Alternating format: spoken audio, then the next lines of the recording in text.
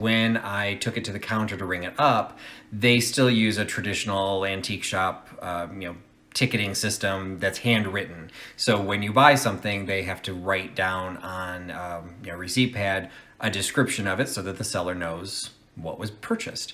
And the person writing the receipts did not know what this was.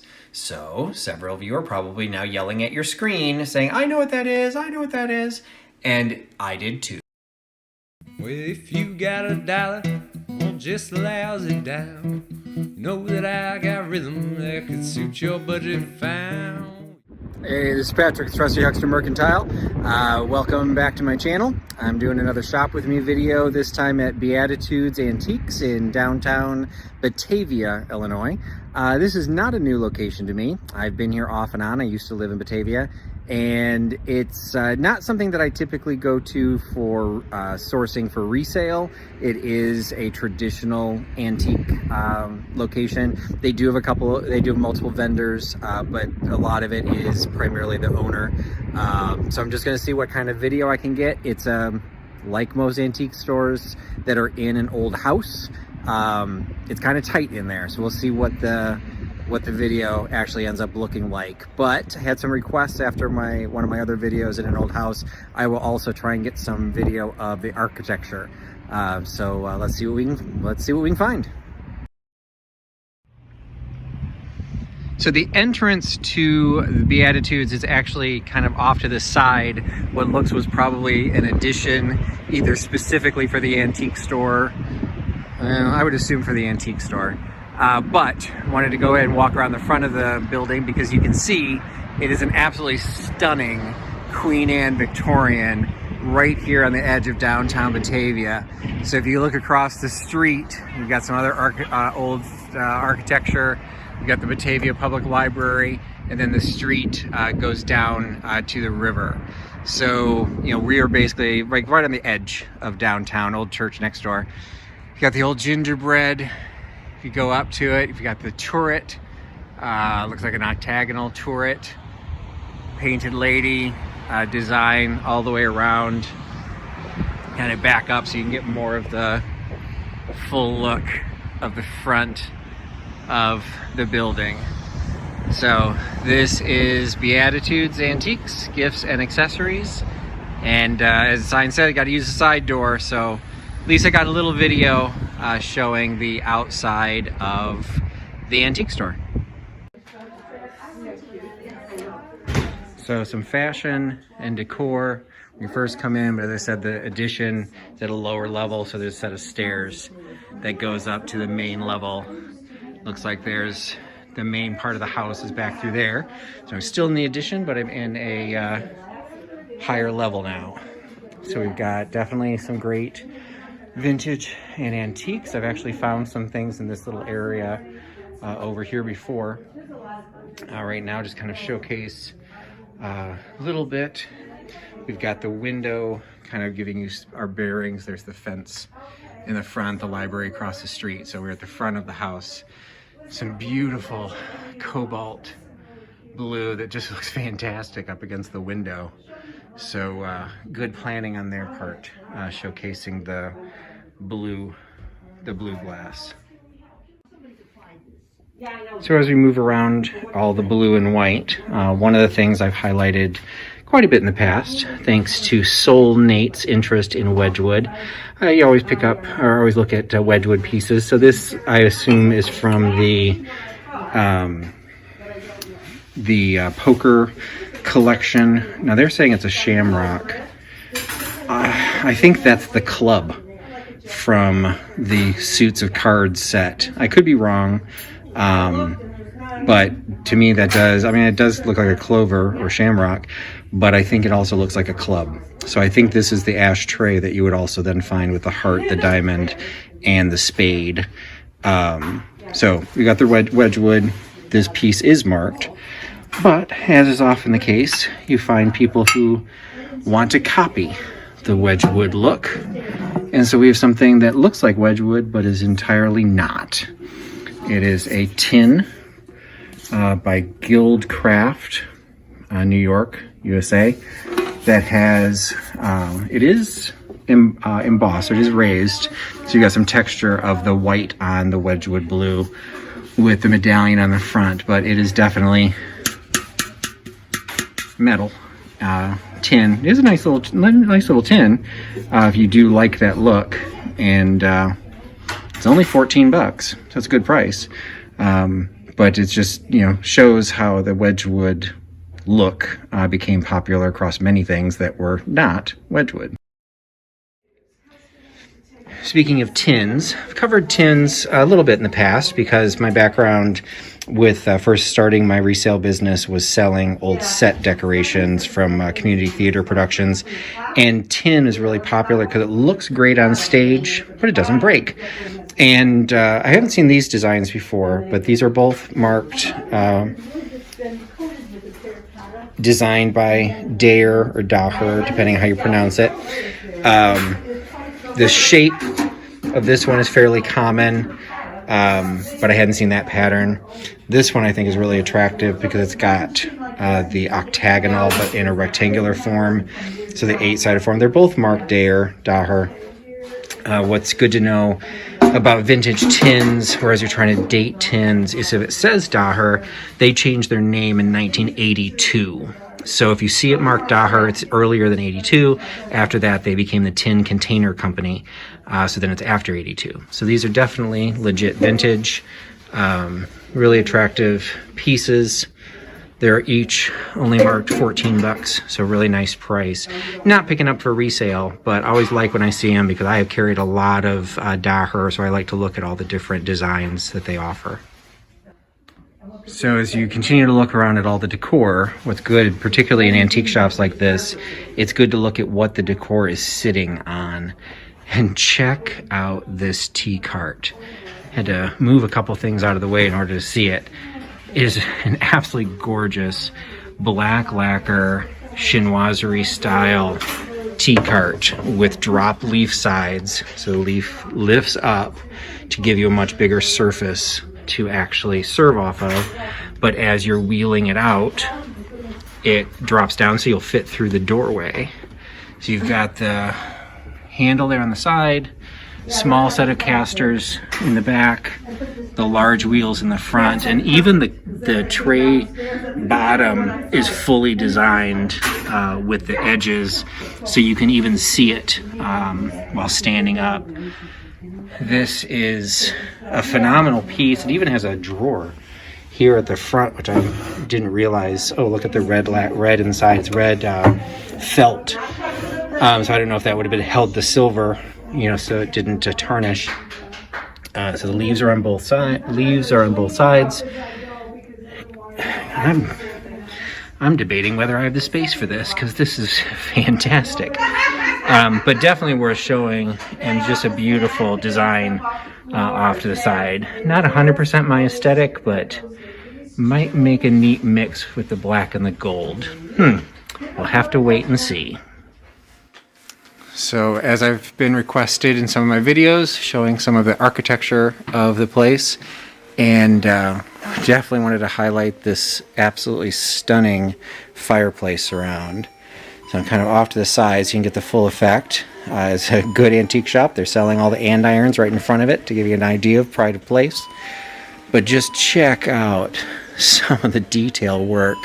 This acanthus carving going into the columns, a Corinthian top. You've got what looks like, I can't tell if that's a stone insert, but a tile, decorative tile in the middle, beveled mirror tile accents at the corner.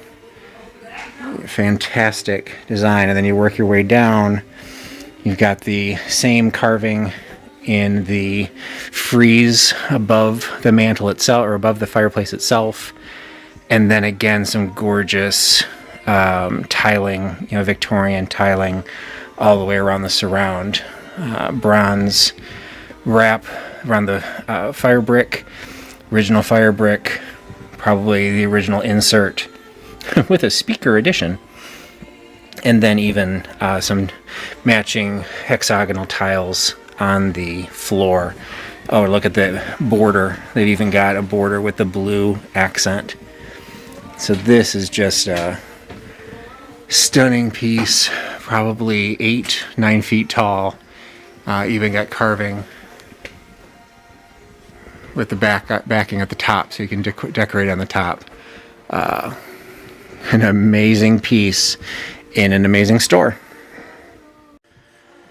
So we're approaching the front of the house again. So this is one of the alcoves that you would see from the front with the stained glass insert above the top. And as you look out the window to the left, you'll see that is the gingerbread trim on the front porch. So again, getting an idea of where we're at the front of the house in kind of like a little bay area with some great wood trim decor around one of the front windows. I want to try to get a good picture of this image here because it is, you can see at the top it says Opal. Don't recognize the name at the bottom, but I looked at the sticker and it says it's a cigarette advertisement, but what caught my attention is my grandmother's name was Opal. So a good old-fashioned name that you don't see very often. So the Opal name on a beautiful piece, even if it is a tobacco advertisement. Again, furniture is always a fun find in places like this. And this is just a cute little, I'm assuming a plant stand, considering how narrow and tall it is. But what I find unique about it, it has these little drawers. And they're little triangular shaped drawers to fit into the little triangular shaped top. So, you know, sometimes when you have drawers in them, you'd think that they're candle stands, but I don't see how any candle could ever fit in there. And there is a little divot at the bottom that I'm not sure what would have been set in there. Maybe like a small bowl as a plant, a small planter down at the bottom. A very, very interesting piece. So I'm a sucker for anything in a fitted case. So you get a nice long one here, and you can imagine what would be in there. It's the carving set. So you've got this natural wood. I'm going to say it's wood as opposed to antler. I think it's wood. You've got the meat fork as well as the knife, and then you also have the sharpening steel. And you can see it's all perfectly fitted into this case from Sheffield, England, Celebrated Carvers. Case is kind of rough condition, but great to see it all together. And as if it heard me talking about them, suddenly I turn around and another fitted case appears. This one is fascinating to me. So you've got this small, looks like maybe a velvet covered box, silk lined, with these 6 small knives in them. Okay, so it looks like a knife, relatively straightforward. But as you turn it, you can see there's a slit in the knife. And then you turn it again, you see, wait a minute, there looks like there's something on the other side. So it's like, is this a Victorian Swiss Army knife? What is this? So it is literally a fitted case. And we'll see if I can do this with one hand. Okay, now with the blade. I can do this. There we go. So it pivots. And suddenly you can flip it around. And the knife blade disappears into the handle, and then you have this little piece coming out. So I asked the owner, who happens to be here, and she admitted that she got this from an estate sale, picked it up because it was cool, and I do not blame her at all for that. And so we kind of did some hive mind thinking for some of the people that are here today, and we have decided that it is possibly a fruit and nut set. Because if you had a tray of fruit, you'd have the knife to be able to cut your fruit for an individual knife. But if you then had the nuts, you'd have the pick to be able to pick the fruit, the meat out of the walnuts and the pecans. So admittedly, that's a guess. It is silver plated. It's William & Rogers. It's marked. The detail on the handle itself, there's some really great chase work done on the handles. And it's a full set of 6 in its fitted case. So I'm kind of in love with these, but I'm not about to start another collection. But I do think I want to do a little bit of research because I want to find out what those are. So if you recognize these and you know exactly what they're for, I would appreciate you sharing that in the comments. So I turned the corner and found that basically what I walked into is what is the original front door. So this is not the door you use to enter the building any longer, but you can see it's got the great big set of double doors paneled there at the bottom. Look at that great tile and then the woodwork that we've got on the trim. It does have a double set of vestibule doors, so you've got another set of doors here with this beautiful, I'm assuming, yeah, etched design. It's not wheel cut, it's just etched into it. And it's even got kind of, from the aesthetic movement, kind of an Asian look with bamboo. Big transom window at the top, which probably once upon a time would have been stained glass to match the transom of the front door. Chandelier, don't know if that would be original or not.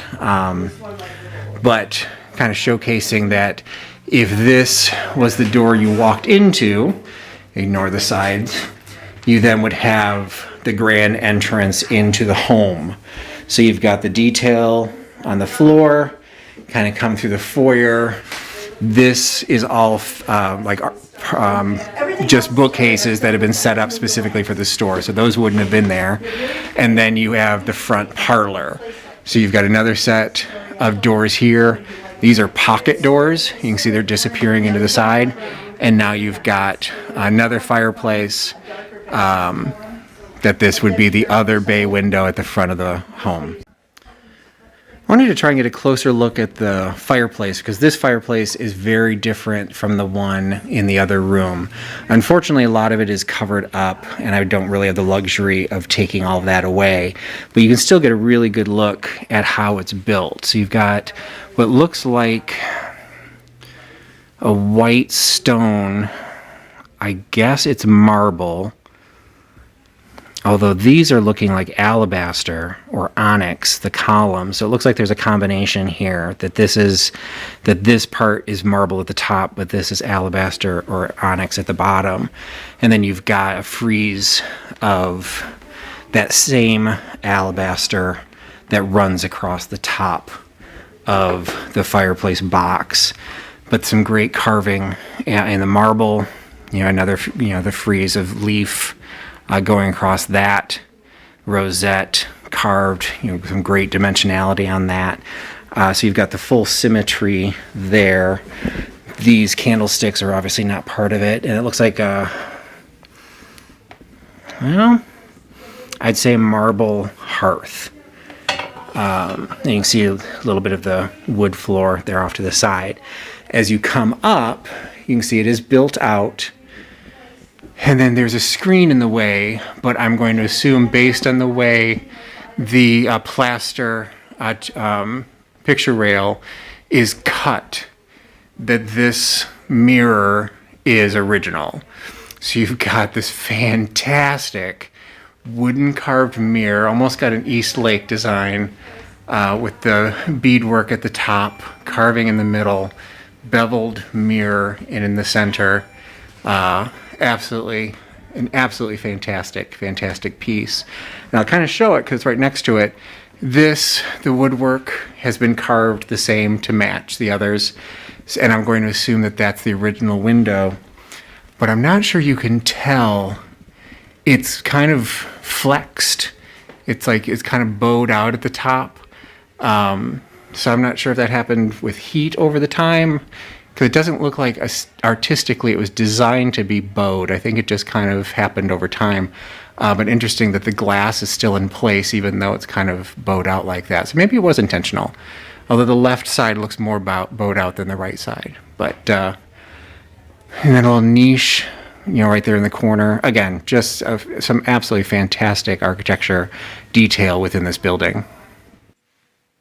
In a perfect world, you would not be seeing me right now because I had every intention of doing the entire video at Beatitudes Antiques. I even filmed my exit because I didn't have all that much of a haul video to show at the end, so I really wasn't planning on doing so. And then I tried to edit the video. Well, the last, I think it was 4 clips that I recorded at the antique shop, for whatever reason, were corrupted. It either didn't have the audio attached to it, or in one case it ran for like 4 seconds, and then it was just 2 minutes of nothing. So I didn't know that while I was there, and one of the files that was corrupted was my clothes. So I'll just kind of close here. So I didn't really get all that much. What's unfortunate is what didn't film was a couple of sections that were specifically about the architecture of the building. So one of the videos that gave me like 9 seconds was I was scanning toward the absolutely gorgeous staircase of the home, and as it starts hitting the staircase, it freezes and the audio breaks off. I have no idea what was happening. It looked like it recorded while I was there. I didn't notice anything at the time, but technology's great until it's not. So you didn't get to see the staircase, and then I'd also filmed, they have kind of a neat little section in the back that has the original, like the original floor plans, the original architect's drawings of it. So I'll go back and I will film there again at some point. You did get to see the bulk of the home. There are no shops or anything upstairs, so pretty much the main level that you saw, that is the bulk of the home.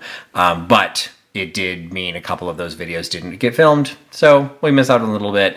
But, bonus, I'll just kind of do a little bit of a haul video. I did not buy much because I think I mentioned at the beginning when I first got there, I don't tend to find a lot of there for resale because it is a curated antique shop. There are multiple vendors, but it is a high-end shop, and they have very good prices, but not necessarily good enough prices for me to buy and resell. But you never say never. I did find a few things, and it actually happens that all of the items I found, I will be reselling. So first, what I found was a set of these little Federal glass miniature shot glasses or toothpick holders. I've seen them marketed both ways. There is the Federal shield mark on the bottom. There's an F and a shield at the bottom. So they are known to be Federal. They're not particularly rare, particularly in the amber color. They're not particularly valuable. But what I did was I picked up a set of 4, and I picked them up at a good enough price. I will sell them individually during my live sale on YouTube because they're an inexpensive piece, and I've got 4, and I do my live sales on YouTube. It is a first to claim sale. I don't do auctions or anything on my live sales. So what's nice is when I have something where I have multiples, it lets more people get a chance to grab the item. So I always like to do that when I can. So this was the perfect addition. There's these little mug-shaped, again, shot glasses or toothpick holders from Federal Glass, and those will definitely be in one of my upcoming live sales. So another piece that I found was this little item here. And what I found interesting about this one is when I took it to the counter to ring it up, they still use a traditional antique shop, ticketing system that's handwritten. So when you buy something, they have to write down on a receipt pad a description of it so that the seller knows what was purchased. And the person writing the receipts did not know what this was. So several of you are probably now yelling at your screen saying, I know what that is, I know what that is. And I did too. It is an invalid feeder. So the idea behind an invalid feeder would be you have a handle that would be used by a separate individual.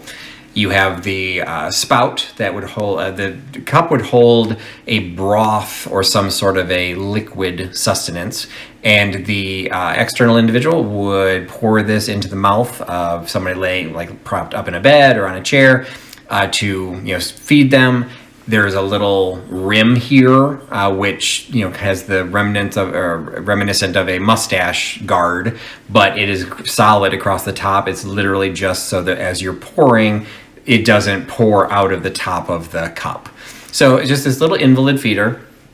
Sometimes they're also for infant feed. So people say infant feeders. It's a little, I think this style is a little more sophisticated for an infant, but the concept would be the same. You're feeding somebody else. What I liked about this one is it does have a stamp on the bottom that says it is made in Germany, but that's all it says. It doesn't have a manufacturer's name. So this would be one of those cases that it comes after the McKinley Tariff Act, 1892, that it's definitely, later than that. But it's probably early enough that whoever manufactured it didn't even find it necessary to say who they were. So it wasn't a high-end piece at the time, but you're probably looking at something that's 100 years old. The fact that it says Germany, not West Germany, makes it obviously before World War II. I would argue this probably before World War I. Just a simple decoration. It's in great condition. There's a couple places where the gold has somewhat rubbed off, probably from use. There's no chips or cracks, which is, really the biggest issue. It's in great piece. It's a great piece. It's in great shape, and possibly because the person selling it didn't know what it was, I was able to pick this up at a really good price. And so that is something to keep in mind when you're at an antique shop. Even though they're curating their space and they're curating the booth and they're trying to meet the demands of the customers that are coming through, you can't be a specialist in everything. And so you're going to find items, in multiple ways that you want to put into your booth.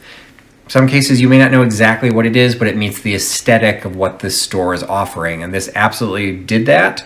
And I was able to pick it up at a good price. And I will be probably, just because there isn't a brand to this is, again, probably one of those items I'll sell in a live sale as opposed to my Etsy store, because what I've found on Etsy is unless there is a very specific search term for search engine optimization or something that buyers are really, really looking for, invalid feeder might come up, but I'm sorry, I don't think that many people are collecting invalid feeders, although it would make a really cool collection. The fact that there's no name on it's just easier for me to sell it in a live sale, and I picked it up at a good price, so I'll pass it off at a good price. So look for that in one of my upcoming live sales on YouTube as well. The last item that I picked up also kind of fits that aesthetic, similar to the invalid feeder, in the sense it is antique European porcelain. And so this piece, based on its shape, falls into the category likely of a celery dish or a relish dish of some sort. The fact that they were long and narrow, just like celery glasses would have been tall and narrow to hold, the long vegetable. In Europe, celery was actually still somewhat of a luxury. It was an expensive vegetable. And so when you had it, you wanted to put it in some of your nicest pieces because you wanted to showcase how wealthy you were, that you could actually offer, not only that you could have celery for yourself, but that you had enough that you could offer it to guests. So this, based on some of my research, this could even be sitting on a sideboard during the day that would hold celery to show, like, hey, we even snack on this during our free time. You could have a celery dish. So whatever the case, at this day and age, I don't think anyone's putting celery in these puppies, but they are gorgeous dishes. No matter who makes them, they always have this really elegant look to them. This one has this really nice, almost a deco reminiscent with the point going into the end, and this beautiful gold star decoration that goes around all sides. Now this piece is actually marked. And so this is the one thing that I love about European porcelain. So this one is clearly marked as Prussia, and it is marked that it is Royal Rudolstadt. Rudolstadt. I knew it when I started, but okay, Royal Rudolstadt. The great thing about European porcelain, if you're not familiar with it, is there are all kinds of books, resources, most of them are free online, where you can actually track this specific stamp. So Royal Rudolstadt started in the 18th century. They weren't even marking stuff before they were required to do so in the late 19th century. The fact that this is marked does put it, later, past the 1890s. But when you do the research for this specific stamp, you discover that it actually went into the 20th century, and it ran from 1905 to 1931. Now, I find some of this kind of stuff interesting from just a history lesson, because if we start thinking about, okay, that stamp was used for a long period of time, including throughout World War I, but wait a minute, Prussia ceased to exist as its own country in the 19th century. So in the late 19th century, going into World War I, Prussia was the largest, I think it was the largest or one of the most powerful states within Germany. So when Germany unified, Prussia was one of the largest areas. Berlin was its capital. But so they were putting Prussia on here and not Germany, even into the 20th century. So I guess that was allowed because maybe we knew that Prussia was once a country, but the fact that this stamp was used until 1931, well, after World War, Prussia ceased to exist formally after World War II because it lost some of its land. So Prussia was even lost as one of the states or regions by World War II. But by 1931, it was just a region within Germany, but it wasn't marked Germany. So again, I like European porcelain for many, many reasons. One, I think it's freaking gorgeous, but it's because I love the research, and these stamps make it really easy to research, but then it just kind of opens up other doors and windows to say, well, wait a minute. The law said you had to mark it based on the country of manufacture, and Prussia was not a country between 1905 and 1931. So, it's some sort of wiggle, gray area that was allowed to happen. And then in 1931, they changed the stamp. I don't know if it still said Prussia after that point. But, a lot of political things were happening that I just find that interesting. So anyway, it is a German region. It is Europe. It is Northern Europe, Western Europe. Again, a great decor piece. Again, I feel that this kind of has a deco shape to it, which would fit within that era of when this was manufactured. So whether you use it for celery or not, this is a beautiful piece. Now this one I might put up onto Etsy because it is something that has some very good specifics to be able to research, but they don't go for a large dollar value. So this again might be something that I like to educate when I do my live sales too, so I can ramble on the same story and you can hear it all over again in one of my live sales and maybe sell it through something like that. So we shall see where this one ends up. But as for anything that I show in these haul videos, no matter where I'm picking them up, unless I say it's for my personal collection, which none of these items are, if you ever see something you like, and this probably goes for most of the resellers on YouTube and Instagram, if you see something before we formally put it up for sale, drop us a note because we want to sell it, and unless we've specifically committed it to some special event, like usually dog-themed items I tie to my fundraiser for the Just One More Dachshund Rescue organization. But even if you buy it, then I just make sure the money goes to the rescue. So don't be shy. Put a comment in the video, send me an email separately. If you're interested in something, I'm sure we can work something out if you are interested. So that's it. Again, I'm disappointed that the video, for whatever reason, didn't work out on my phone. I did hope to get over there earlier today once I realized it was a problem to film, at least a couple of those pieces, and just time got away from me and I wanted this video to get out. So I'll save that for another time, but I will say what they did give me some information while I was there because they could see me filming and they wanted to know what I was doing. And so they did hand me a couple things, and it included some of the history of the home. So I believe I described it when I first started filming that I called it a Queen Anne, and luckily I was right.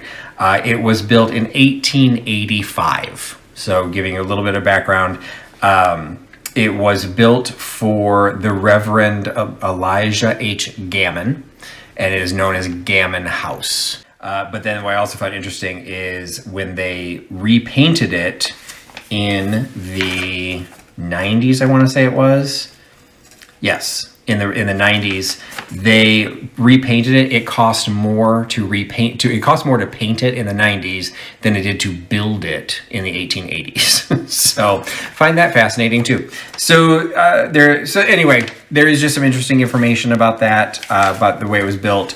You probably could find some things on their website as well. I didn't actually look for that, but they're very lovely people. It's a cute little shop. It's like I said, it's right on the edge of downtown, but it doesn't get a lot of foot traffic. So really hope, it's been there for a long time, so I really hope it's doing well, and I hope more people go through it, particularly during the current, pandemic, that, we need to keep small businesses running. So that's one of the impetus for me doing these types of videos, is pretty much that's why I'm primarily filming at individual mom and pop type shops, because, you know, shop small. Like, that's one of those things, you really need to support small business so that small business can survive. And that's, you know, right now that's truer than ever. So Trusty stepping off his soapbox and thanking you for watching this video. Hope you enjoyed it. Hope you enjoyed the little tour of the Beatitudes Antiques. And I will tell you, I really enjoyed filming the architectural accents of the building. I just have an interest in historic architecture. And so that's, again, why I'm really disappointed I lost the footage of the staircase. But you will see that at some point. Maybe I'll even get a little mini video and shove it up on my Instagram just to, you know, throw something out there. But if you're ever in the western suburbs, head to Batavia. It is just north of North Aurora, where I've talked in other videos about all kinds of other vintage and antique shops. So there's just a lot to choose from in a very small geographic area. So it is rich with choice here, and definitely encourage you to check it out. So thank you so much for your time. Thank you for putting your trust in Trusty Huckster, and I'll talk to you again soon. Bye-bye. Well, show me a sign if you're wishing me to stay. Otherwise, I say goodbye, finish out the day. And that sunrise in the morning and you got nothing to say. Oh, that's when I'll be headed on my